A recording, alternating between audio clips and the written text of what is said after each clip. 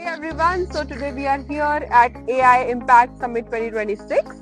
Just as AI has been an integral part of lives and affecting every human being and is involved in every sector, AI Summit in India in 2026 would help a lot, for us to learn and explore and understand the nuances and nitty-gritties. So come join us and let's see what's holding for us now and what the future lies. Guys, the magnanimity of the event is such that we have representations from all over the world, as you can see. And we, COI, as the representative body of telecom sector of India, are here to analyze all the happenings and all the ifs and buts regarding the AI. And let's see what happens. Stay tuned for more and join us.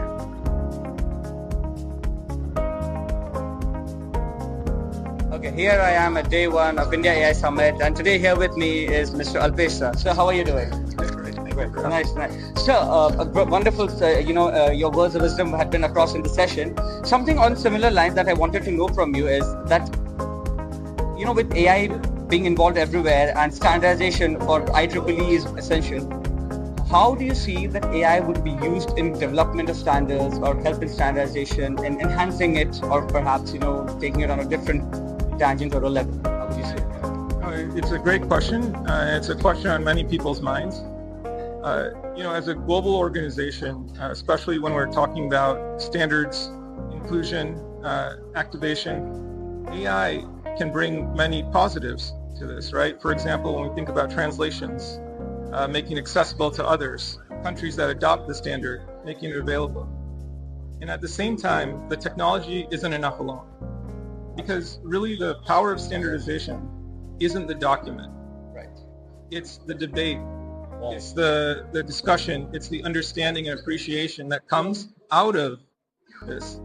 So the standard is really, let's say, an outcome, but it's not the result. Absolutely. Right? The result is meant to have everyone understand and move ahead towards a point of scalability. Absolutely. Yeah. Yes. The role of AI, however, will certainly advance the ability for standardization bodies, open source activities, and really many collaborative activities, including policy making, to both accelerate, to reduce inefficiencies in a system, and at the same time, create and identify new opportunities. Definitely. I would say that this is an interesting area, and people should just stay tuned to see what emerges next. Definitely. As time progresses, then that role would be more elaborative and you'll be more clear about it, right? Thank you so much, sir. That is a great. Thank you, sir. Thank you. Hi, Kate. As we were discussing sovereignty, I just wanted to ask, how can a nation truly exercise sovereignty when its core network infrastructure sits outside its country? So right now, as of today, you can't actually exercise sovereignty if your infrastructure is sitting outside, especially because you don't have control over your own data. So the way to mitigate around that is now to start looking into what that stack looks like for you within your own country, whether it's deploying local infrastructure. It doesn't have to be big. You can start with understanding what is the portion of your critical data that needs to stay resident and focus on building infrastructure that can support that. And most often you would see that the response to that question is less in the gigawatt, but more in like the low megawatts. So very affordable, very approachable for a lot of the countries in the global south. Then secondly, go about really understanding how you could encourage a lot of the global companies who want to operate in your country to fine-tune their models locally, but also encourage investments locally so you can generate economic value in your country.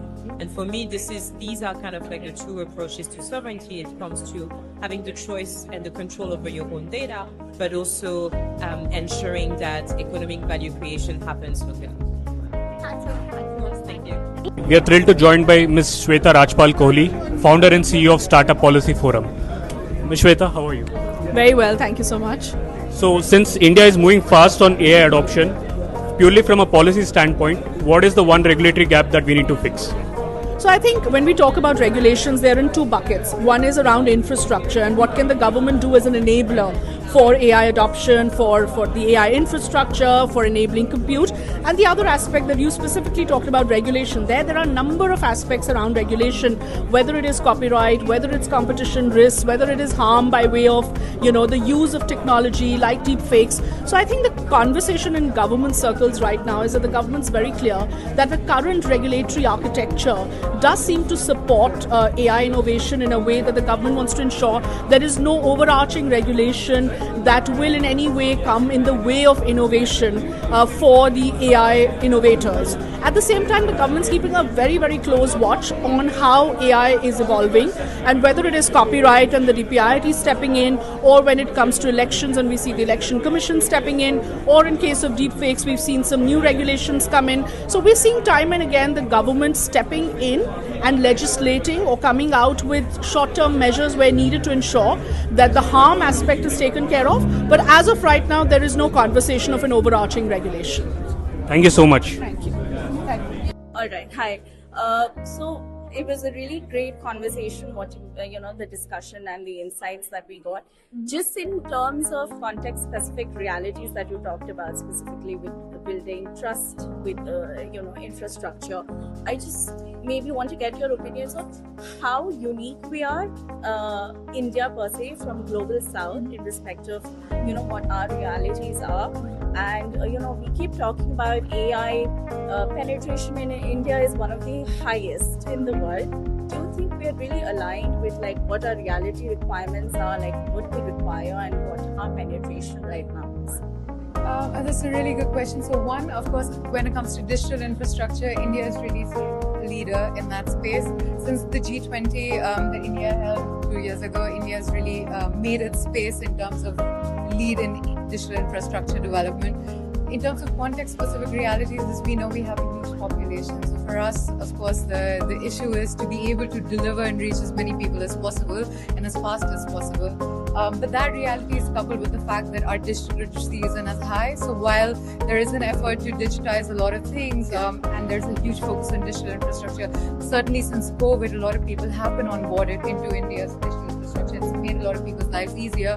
We know for a fact that a lot of people are not able to benefit as much from all of these services as they could if they had digital literacy. So we feel that a lot of these technological solutions need to be coupled with a lot of solutions in just making sure that people are able to use these services and are really fully able to participate in a fully digitized India. So that's sort of the context-specific reality. A huge population, a huge amount of opportunity, a lot of investment already in the digital public infrastructure space. As far as protocols are concerned, India is really looked upon as a leader by other middle-income countries. But at the same time, there is a digital literacy issue at the moment. There is a gender gap as far as digital literacy concerns. So there's a lot of intersectional issues like that still need to be kept in mind to fully maximize our potential in that space. All right, thanks. And that was a great insight, actually. I just wanted to know what you think our, realities are and where the gaps are. So thank you so much for your time.